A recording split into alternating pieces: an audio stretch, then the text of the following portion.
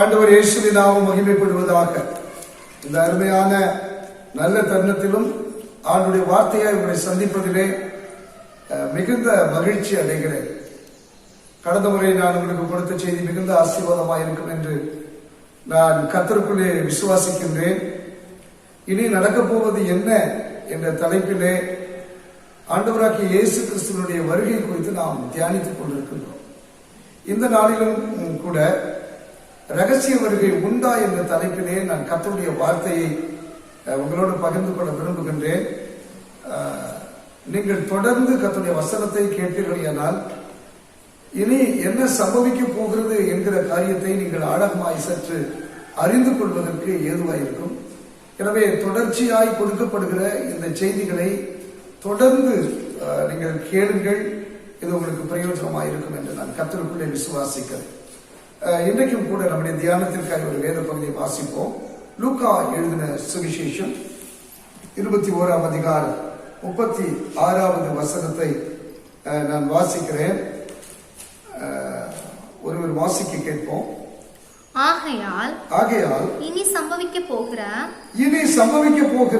இவைகளுக்கெல்லாம் நீங்கள் தப்பி மனுஷகுமாரனுக்கு முன்பாக நிற்க பாத்திரவான்களாக எண்ணப்படுவதற்கு எப்பொழுதும் ஜெபம் பண்ணி விழித்திருங்கள்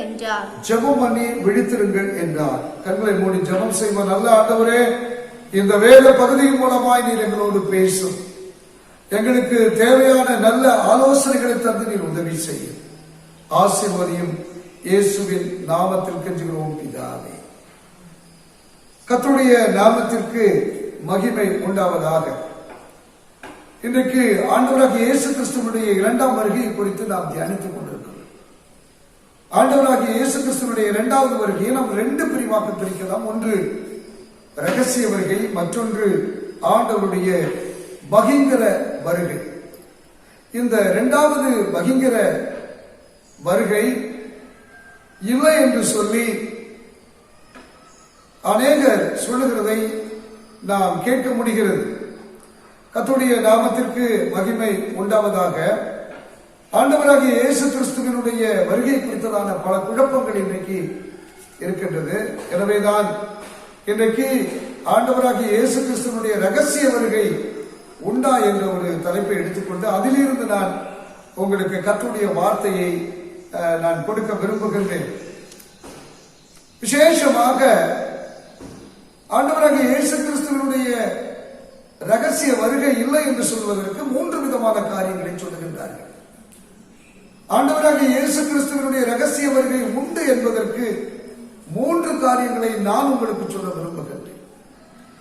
மாத்திரம் அல்ல, ஆண்டவராகிய இயேசு கிறிஸ்துவினுடைய ரகசிய வருகை குறித்து புதிய ஏற்பாட்டிலே என்ன சொல்லப்பட்டிருக்கிறது என்கிற சத்தியங்களை இன்றைக்கு நாம் அறிந்து ஜெபிக்க இருக்கின்றோம். கவனமாய் இதை தொடர்ச்சியாக நீங்கள் கேளுங்கள். கர்த்தர் உங்களை ஆசீர்வதிப்பாராக.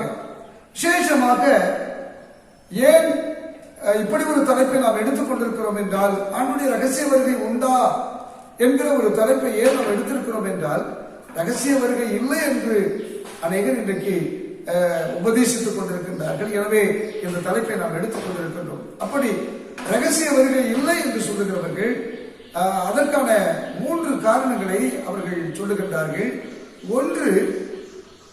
ஒன்று என்னவென்றால், ரகசிய வருகை என்ற வார்த்தை அல்லது ராப்சர் என்று சொல்லப்படுகிற ஆங்கில வார்த்தை தமிழ் வேதாகமத்திலோ அல்லது ஆங்கில வேதாகமத்திலோ எந்த இடத்திலும் குறிப்பிடப்படவில்லை.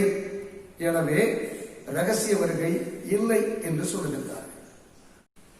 இரண்டாவதாக, ஆண்டவராகிய இயேசு கிறிஸ்து தன்னுடைய உலக ஊழியத்தை நிறைவு செய்து அவர் மரித்து அடக்கம் பண்ணப்பட்டு 3ஆம் நாளிலே உயிரோடு எழுந்து பரமேறி செல்லும் பொழுது அந்த ஒலிவ மலையில் இருந்து அவர் கடந்து செல்கிறதை நாம் பார்க்க முடிகிறது. அப்பொழுது அந்த ஒலிவ மலையில் இருந்து அவர் மேகத்தின் மேல் எடுத்துக் கொள்ளப்பட்டு அவர் கடந்து செல்கிற வேளையிலே கலிலேயராகிய மனிதர்கள் அதை வானத்தை அண்ணாந்து பார்த்துக் கொண்டு நிற்கிறதை நாம் பார்க்க முடிகிறது. அப்பொழுது தேவ தூதர்கள் கடந்து வந்து, கலிலேயராகிய மனுஷரே, நீங்கள் ஏன் வானத்தை அண்ணாந்து பார்த்து நிற்கிறீர்கள்? உங்களிடத்திலிருந்து வானத்திற்கு ஏறி போன இந்த இயேசு எப்படி எழுந்தருளி போனாரோ அப்படியே அவர் மறுபடியும் வருவார் என்று சொல்லி அந்த வசனத்தை ஆதாரமாக கொண்டு அவர்கள் இயேசு எப்படி அவர் கண்களுக்கு முன்பதாக பார்க்கும்படியாக அவர் கடந்து சென்றாரோ அதே போல அவர்கள் பார்க்கும்படியாக இயேசு வருவார் என்று சொல்லுகின்றார். திருச்சபையானது நேரடியாக உபத்திரவ காலத்தில் சென்று உபத்திரவ காலமாகிய 7 வருஷத்திலே உபத்திரவத்தை அனுபவித்து, பாடுகளை அனுபவித்து, அதன் மூலமாக சபை சுத்திகரிக்கப்பட்டு நேரடியாக ஆண்டவருடைய பரசிய வருகையை சந்திக்கும் என்று அவர்கள் கூறுகின்றனர். இப்படி 3 காரியங்கள் இருக்கிறது. ஆனால் ஆண்டவராகிய இயேசு கிறிஸ்துவினுடைய ரகசிய வருகை கண்டிப்பாய் உண்டு என்பதற்கு அநேக ஆதாரங்கள் இருக்கிறது. ஆனால் அதற்கு நான் ஒரு சில ஆதாரங்களை மாத்திரம் இந்த பகற்காலத்திலே நான் உங்களுக்கு ஞாபகப்படுத்த நான் விரும்புகின்றேன். விசேஷமாக நாம் கேட்டது போல ராப்சர், இயேசுவின் வருகை இல்லை என்று அவர்கள் சாதிக்கின்றார்கள். ஆனால் இயேசு கிறிஸ்துவின் வருகை என்ற வார்த்தையோ ராப்சர் என்ற வார்த்தையோ வேத புஸ்தகத்தில் இல்லாததினாலே ஆண்டவராகிய இயேசு கிறிஸ்துவினுடைய ரகசிய வருகை இல்லை என்று சொல்ல முடியாது. ஏனென்றால் இதுபோல வேதத்திலே அநேக சம்பவங்களை நாம் சொல்ல முடியும். ட்ரினிட்டி என்ற ஒரு வார்த்தை இருக்கிறது, திருத்துவம் என்ற வார்த்தை இருக்கிறது. இந்த வார்த்தை வேதத்தில் இல்லாததினாலே நம்முடைய ஆண்டவர் திருத்துவ தெய்வமாக இல்லை என்று நாம் சொல்லிவிட முடியாது. அவர் திரியேக தேவனாய் இருக்கின்றார். அவருக்கு 3 விதமான 3 விதங்களிலே அவர் செயல்படுகிறதை நாம் பார்க்க முடிகிறது. எனவே இதே போலதான் ரேப்சர் என்ற வார்த்தையும் இயேசு கிறிஸ்துவின் வருகை என்ற வார்த்தையும் இல்லாததினாலே ரகசிய வருகை இல்லை என்று நாம் சொல்லிவிட முடியாது. ஆண்டுடைய ரகசிய வருகை இருக்கு என்பதற்கு ஒரு சில காரணங்களை நான் உங்களுக்கு சொல்ல விரும்புகிறேன். முதலாவதாக ஒரு வசனத்தை நாம் வாசிக்க கேட்போம். மத்தேயு எழுதின சுவிசேஷம் 24ஆம் அதிகாரம் 42 முதல் 44 வரைக்கும் உள்ள வசனங்களையும், வெளிப்படுத்தின விசேஷம் 3ஆம் அதிகாரம் 3ஆம் வசனத்தையும் நாம் வாசிக்கும் பொழுது அங்கே 3 விதமான காரியங்களை நாம் அறிந்து கொள்ள முடிகிறது. ஒன்று, அவர் திருடன் வருகிற விதமாய் அவர் வருவார் என்று வேதத்திலே வாசிக்கின்றோம். திருடன் வரும் பொழுது அவன் பயங்கரமாக பகல் வேளையிலே அல்லது நாம் எல்லாம் பார்க்கிற விதமாக அவன் வருவதில்லை. திருடன் நாம் அறியாத நேரத்தில் ராத்திரி வேளைகளிலே அவன் ரகசியமாய் வருகிறதை ஆண்டவர் இங்கே சுட்டி காண்பிக்கின்றார். எனவே ஆண்டவராகிய இயேசு கிறிஸ்துவினுடைய ரகசிய வருகை நாம் அறியாத நேரத்தில் இருக்கும் என்பதை நாம் அறிந்து கொள்ள முடிகிறது. இரண்டாவதாக அங்கே பயன்படுத்தப்பட்டிருக்கிற ஒரு வார்த்தை 44வது வசனத்தை நீங்கள் வாசிக்கும் பொழுது, நீங்கள் நினையாத நாழிகையிலே மனுஷகுமாரன் வருவார். நாம் நினைத்திராத நேரம், நாம் சிந்திக்கிற நேரம் அல்ல, நாம் அறிந்திருக்கிற நேரம் அல்ல, நாம் அறியாத அல்லது நினையாத நேரத்திலே அவர் வருவார். எனவே ரகசிய வருகை என்பது கண்டிப்பாக உண்டு. நாம் எல்லாம் நினையாத ஒரு நேரத்திலே அந்த வருகை இருக்கும் என்பதை நாம் அறிந்து கொள்ள முடிகிறது. மூன்றாவதாக இங்கே ஒரு பதம் பயன்படுத்தப்பட்டிருக்கிறது. அது என்னவென்றால், அப்பொழுது 2 பேர் வயலில் இருப்பார்கள், ஒருவன் ஏற்றுக்கொள்ளப்படுவான், ஒருவன் கைவிடப்படுவான். 2 ஸ்திரீகள் எந்திரம் அரைத்துக் கொண்டிருப்பார்கள், ஒருத்தி ஏற்றுக்கொள்ளப்படுவார், ஒருத்தி கைவிடப்படுவார் என்ற வசனம் 40-41 நாம் வாசிக்க முடிகிறது. இது எதை நமக்கு சுட்டி காண்பிக்கிறது என்றால், இயேசு கிறிஸ்துவினுடைய ரகசிய வருகை கண்டிப்பாக இருக்கும். அந்த வருகையிலே எந்திரம் அரைத்துக் கொண்டிருப்பார்கள். அவர்களில் 2 பேரில் ஒருவர் ஏற்றுக்கொள்ளப்படுவார்கள், ஒருவர் கைவிடப்படுகிறதை நாம் பார்க்க முடிகிறது. வயலிலே வேலை செய்து கொண்டிருப்பார்கள். அந்த 2 பேரிலே ஒருவன் அறியாத விதமாய் எடுத்துக் கொள்ளப்படுவான், ஒருவன் கைவிடப்படுவான் என்பதை நாம் அறிந்து கொள்வதிலிருந்து நமக்கு தெரிகிறது. கண்ணிமைக்கும் நேரத்திலே, நாம் அறியாத நேரத்திலே ஒருவன் எடுத்துக் கொள்ளப்படுகிறது. எனவே ரகசிய வருகை இந்த வசனங்களை நாம் வாசிக்கும் பொழுது கண்டிப்பாக ஆண்டவர் ரகசிய வருகையிலே சபையை சேர்த்துக் கொள்ளும்படியாக வரப்போகிறார் என்பதை நாம் அறிந்து கொள்ள முடிகிறது. மாத்திரம் அல்ல, புதிய ஏற்பாட்டிலே நாம் வாசிக்கும் பொழுது 3 இடத்திலே பரிசுத்தவான்கள் எடுத்துக் கொள்ளப்படுகின்ற சம்பவத்தை நாம் வாசிக்க முடிகிறது. ஒன்று, அப்போஸ்தலர் நடவடிக்கைகளின் புஸ்தகம் அதனுடைய 8ஆம் அதிகாரம் 39வது வசனத்தை நாம் வாசிக்கும் பொழுது வாசியுங்கள்.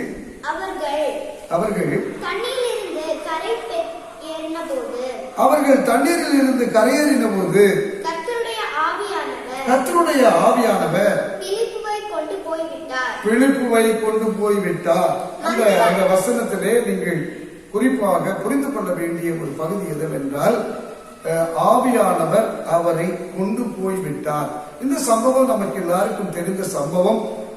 ஆண்டவராகிய இயேசு கிறிஸ்து ஒரு விசை சுவிசேஷகனாகிய பிலிப்புவினிடத்திலே சொல்லுகின்றார், நீ காசா பட்டணத்திற்கு போய் வனாந்தர மார்க்கமாய் கடந்து செல் என்று சொல்லுகின்றார்.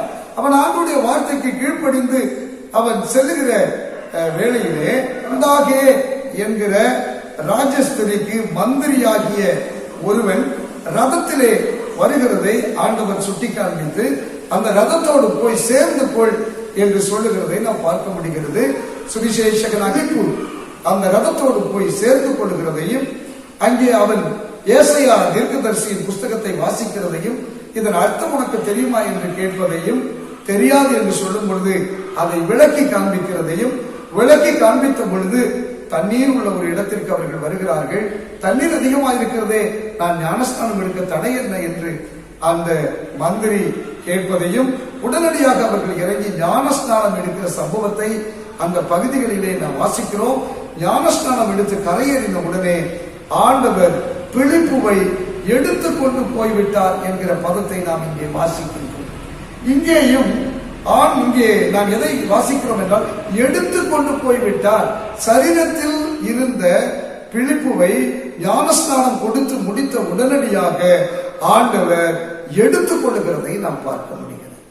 இரண்டாவதாக 2 கொரிந்தியருக்கு எழுதின புஸ்தகம் அதனுடைய 12ஆம் அதிகாரம் 2வது வசனத்தை நாம் வாசிக்கும் பொழுது வாசிக்க கேட்போம்.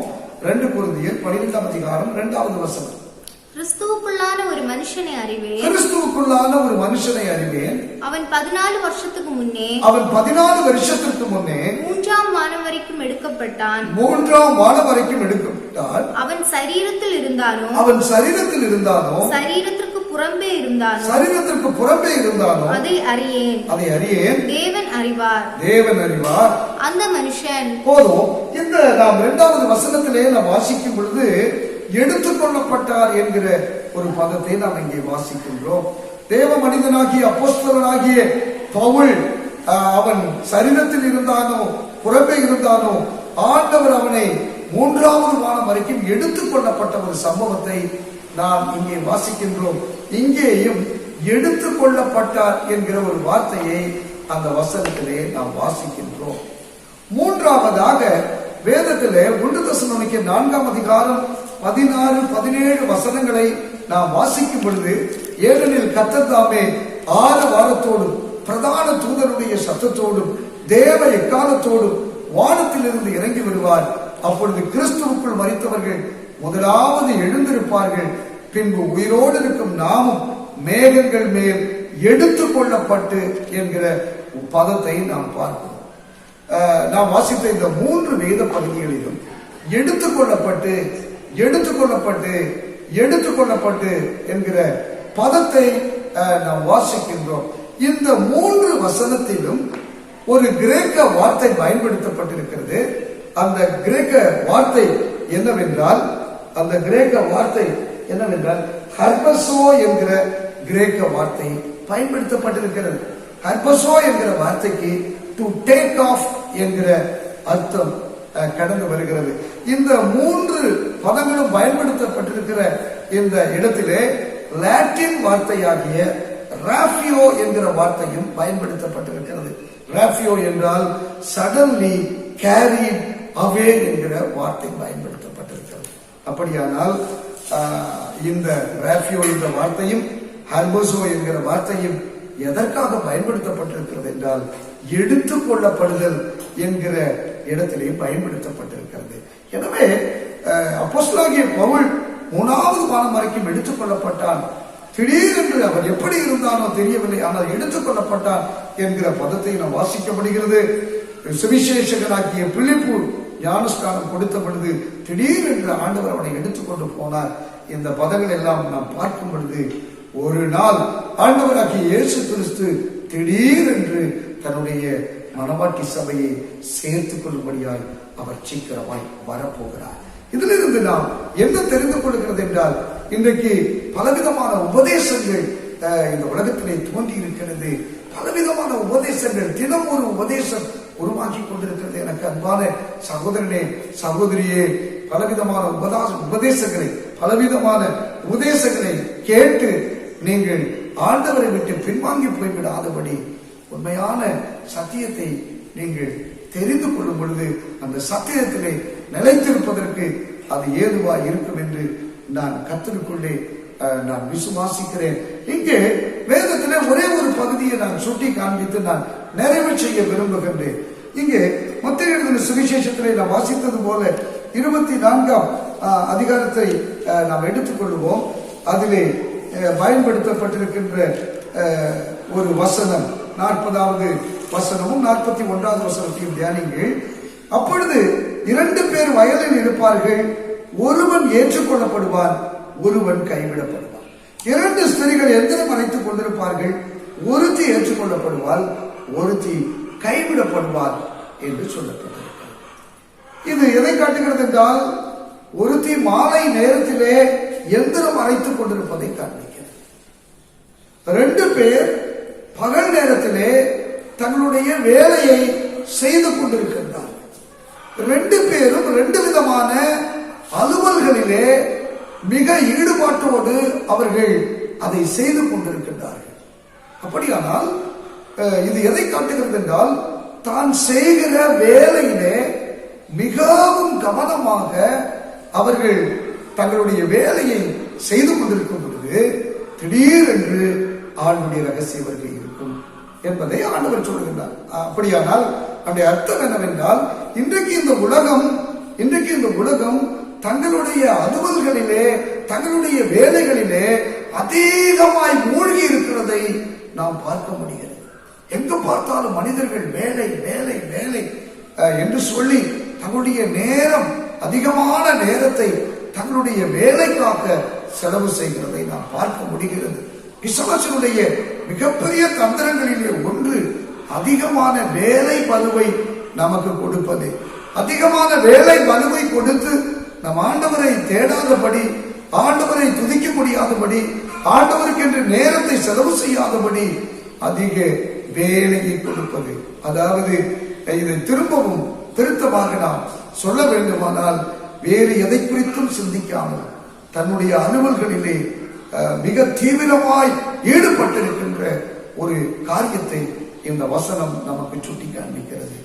இந்த மாதிரி இது போன்ற நேரங்களில், இது போன்று அலுவல்களிலே நாம் சிக்கி இருக்கின்ற நேரத்தில் தான் ஆண்டவராகிய இயேசு கிறிஸ்து அவர் சீக்கிரமாய் வரப்போகிறார். வேதத்திலே நாம் யாத்திரையாகம புஸ்தகத்திலே நாம் வாசிக்கும் பொழுது, இஸ்ரவேல் ஜனங்கள் பலுகி பெருகி அவர்கள் எகிப்து தேசத்தை நிரப்பிக் கொண்டிருந்த நேரத்திலே அந்த பார்வோன் ஒரு திட்டமிடுகிறதை பார்க்க முடிகிறது. இந்த இஸ்ரவேல் ஜனங்களுடைய வளர்ச்சியை பார்க்கும் பொழுது அவன் ஒரு உபாய தந்திரம் செய்ய வேண்டும் என்று சொல்லி அவன் அந்த இஸ்ரவேல் ஜனங்கள் ஆண்டவரை தேடாமல் இருப்பதற்கு ஒரு உபாய தந்திரத்தை செய்தான். அது என்னவென்றால், வேலை சுமை சுமக்கிற வேலை பளுவை அதிகமாய் கொடுத்தான் என்று நாம் வேதத்திலே வாசிக்கின்றோம். நாம் எனக்கு அன்பான தேவனுடைய பிள்ளையே, இந்த வேலை பலு இன்னைக்கு பிசாசு தந்திரமாய் ஜனங்களை உழைக்க வேண்டும், அதிகமாய் உழைக்க வேண்டும் என்றுதான் வேதம் சொல்லுகிறது. ஆனால் தேவனை தேடாமல் உழைக்க வேண்டும் என்று சொல்லவில்லை. தேவனை தேடுகிற நேரத்தை, தேவனை ஆராதிக்கிற நேரத்தை கூட இன்றைக்கு வேலைக்கென்று பிசாசானவன் ஒதுக்கி வைத்திருக்கின்றான். மீதமுள்ள நேரங்களை எல்லாம் பிசாசானவன் எப்படி நயவஞ்சகமாய் அவன் எடுத்து வைத்திருக்கிறான் என்றால், அநேக நேரங்களை டிவிக்கு முன்பதாகவும், அநேக நேரங்களை செல் போனிலேயும் கவர்ச்சிகரமான காரியங்களை நமக்கு காண்பித்து நம்முடைய நேரங்களை எல்லாம் அதன் பக்கமாய் அவன் திருப்பிக் கொண்டிருக்கிறதை நாம் பார்க்க முடிகிறது. எனவே ஆண்டவராகிய இயேசு கிறிஸ்து திடீரென்று எடுத்துக்கொள்ளும்படியாய் அவர் சீக்கிரமாய் வரப்போகிறார். அவருடைய வருகைக்கு நாம் ஆயத்தப்பட வேண்டியது அவசியமாக இருக்கிறது. எனக்கு அன்பான கர்த்தருடைய பிள்ளையே, ஆண்டவருடைய வருகையிலே நீங்கள் எடுத்துக்கொள்ளப்பட வேண்டும் என்பது அவசியமாக இருக்கிறது. நினையாத நேரத்திலே அவர் வருவார். அவரை சந்திப்பதற்கு நீங்கள் ஆயத்தமாக இருக்கிறீர்களா? அவருடைய வருகையிலே நாம் கைவிடப்படுவோம். ஆனால் நாம் எதையெல்லாம் பெரிய இதுவரையிலும் நாம் சந்தித்திராத மிகப்பெரிய கொடூரமான பிரச்சனைகளை, வேதனைகளை நாம் சந்திக்க வேண்டியிருக்கிறது. அதைத்தான் நாம் ஆரம்பத்திலே வாசித்தோம். இனி சம்பவிக்க போகிற இவைகளுக்கெல்லாம் தப்பி நீங்கள் மனுஷகுமாரனுக்கு முன்பாக நிற்க பாத்திரவான்களாக இருங்கள் என்று விழித்திருங்கள், ஜெபியுங்கள் என்ற ஆலோசனையை ஆண்டவர் நமக்கு சொல்லுகிறதை நாம் பார்க்க முடிகிறது. எனக்கு அன்பான கர்த்தருடைய பிள்ளையே, அந்த 1 தெசலோனிக்கேயர் 4:16-17 வாசிக்கும் பொழுது, ஆண்டவராகிய இயேசு கிறிஸ்து வரும் பொழுது 3 விதமான சப்தம் கேட்கும் என்று அங்கே சொல்லப்பட்டிருக்கிறது. ஒன்று ஆரவார சப்தம், பிரதான தூதனுடைய சப்தம், தேவ எக்கால சப்தம். ஒருவேளை ஆச்சரியமாய் இருக்கலாம், ரகசிய வருகையிலே இப்ப இது 3மே சத்தமா இருக்கிறதே, அது எப்படி ரகசிய வருகையா இருக்க முடியும் என்று ஒருவேளை நமக்கு தோன்றலாம். இதெல்லாம் சத்தம் தான். ஆனால் இந்த சத்தம் உலக மக்களுக்கு கேட்காது. இந்த சத்தம் மணவாட்டிக்கு மாத்திரம்தான் கேட்கும். இந்த சத்தம் தேவனுடைய பிள்ளைகளுக்கு மாத்திரம்தான் கேட்கும். அவருக்காக பரிசுத்தமாய் வாழ்கிற ஜனங்களுக்கு மாத்திரம்தான் கேட்கும். எனவே என்னை கேட்கிற அன்பான சகோதரி சகோதரியே, ஆண்டுடைய சத்தம் கேட்டு உங்களுக்கு பழக்கம் உண்டா? தேவனோடு உறவாடுகிற அனுபவம் உங்களுக்கு இருக்கிறதா? ஆண்டவர் உங்களை தரிசனத்தின் மூலமாகவோ, சொப்பனத்தின் மூலமாகவோ, வசனத்தின் மூலமாகவோ, செய்தியின் மூலமாகவோ உங்களுடனே பேசுகிற அந்த அனுபவத்தை அந்த அனுபவம் உங்களுக்கு இருக்கிறதா? ஆண்டவர் உங்களோடு பேசி இடைபடுகிற அனுபவத்தை நீங்கள் பெற்றிருக்கிறீர்களா? இல்லை என்றால் நீங்கள் ஆண்டவரோடு ஐக்கியம் கொள்ள வேண்டியது அவசியமாக இருக்கிறது. ஆண்டவருடைய சத்தத்தை கேட்க வேண்டியது அவசியமாக இருக்கிறது. மணவாளன் அவர் என்றால், மணவாட்டி நாம் என்றால், அவருடைய சத்தத்தை நாம் கேட்காமல் எப்படி இருக்க முடியும்? அவருடைய சத்தத்தை கேட்க வேண்டியது அவசியமாக இருக்கிறது. ஒருவேளை ஆண்டவருடைய சத்தத்தை கேட்க முடியாமல் உங்களுடைய சிந்தைகள் பல விதங்களிலே திருப்பப்பட்டிருக்கிறீர்கள். ஆண்டவரிடத்தில் கேளுங்கள், ஆண்டவரே நீர் என்னுடைய மணவாளன் என்றால் உங்களுடைய சத்தத்தை நான் இதுவரைக்கும் கேட்கவில்லையே, அந்த சத்தத்தை கேட்க எனக்கு கிருபைத்தார், உம்மோடு பேச எனக்கு கிருபைத்தார் என்று சொல்லி நாம் ஆண்டவரிடத்திலே நம்மை அர்ப்பணிக்க வேண்டியதாக இருக்கிறது. ஒருவேளை ஆண்டவருடைய சத்தத்தை நீங்கள் கேட்பதற்கு எது தடையாயிருக்கிறது? ஒருவேளை ஆண்டவருடைய சத்தத்தை நீங்கள் கேட்க முடியாமல் எது தடையாயிருக்கிறது என்பதை நீங்கள் கண்டுபிடித்து ஆண்டவருக்கு பிரியமில்லாத பாவங்கள், ஆண்டவர் உணர்த்துகின்ற காரியங்களை நீங்கள் அறிக்கை செய்து மனம் திரும்புவீர்கள். ஆனால் உண்மையாகவே அவர் உங்களோடு பேசுவார். அப்படி சத்தத்தை நீங்கள் கேட்க முடியும். மாத்திரமல்ல, ரகசிய வருகையிலே அவர் வரும் பொழுது அந்த எக்கால சத்தத்தையும் நீங்கள் கேட்க முடியும். அந்த சத்தத்தை கேட்டு பரந்துயர்வீர்கள் என்று வேதம் சொல்லுகிறது. அன்பானவர்களே, எனவே இந்த நல்ல நேரத்திலே ஆண்டுடைய சத்தம் கேட்டு அவருடைய சித்தம் செய்ய, அவருடைய ராஜ்யத்திலே அவருடைய வருகையிலே பறந்து செல்ல நீங்கள் ஆயத்தமாக வேண்டும் என்று சொல்லி நான் என்னுடைய வார்த்தையை சுருக்குகின்றேன். அடுத்த செய்தி, ரகசிய வருகையில் என்ன சம்பவிக்கும் என்கிற தலைப்போடு நான் உங்களை சந்திக்க நான் விரும்புகிறேன். ஆண்டவர் இந்த வசனங்களின் மூலமாய் நம்மை ஆசீர்வதிப்பாராக. கண்களை மூடி நாம் ஜெபம் செய்வோம். நல்ல ஆண்டவரே, இந்த வசனத்தின் மூலமாய் நீர் எங்களோடு பேசினதற்காக நாங்கள் நன்றி செலுத்துகிறோம். உங்களுடைய பிள்ளைகளோடு பேசும், உங்களுடைய வருகைக்காக உங்களுடைய ஜனங்களை நீர் ஆயத்தப்படுத்தும். ஆண்டவரே, ஒரு ரகசிய வருகை இல்லை என்று ஏனோ தானோ என்று வாழ்ந்து விடாதபடி கண்ணிமைக்கும் நேரத்திலே திருடன் வருகிற விதமாய் என்ன நாழிகையில் நீர் வருவீர் என்று அறியாதபடியினாலே எப்பொழுதும் பயந்திருக்க, எப்பொழுதும் விழித்திருக்க, எப்பொழுதும் ஜபத்தில் தரித்திருக்க ஆண்டவரே நீர் உங்களுடைய பிள்ளைகளுக்கு கிருபை செய்ய வேண்டும் என்று நாங்கள் சொல்லிக்கிறோம். ஆசீர்வதியும் பரிசுத்தப்படுத்தும் இயேசுவின் நாமத்தில் கெஞ்சுகிறோம் பிதாவே. ஆமென். கர்த்தர் இந்த வசனங்களால் உங்களை ஆசீர்வதிப்பாராக. ஆமென்.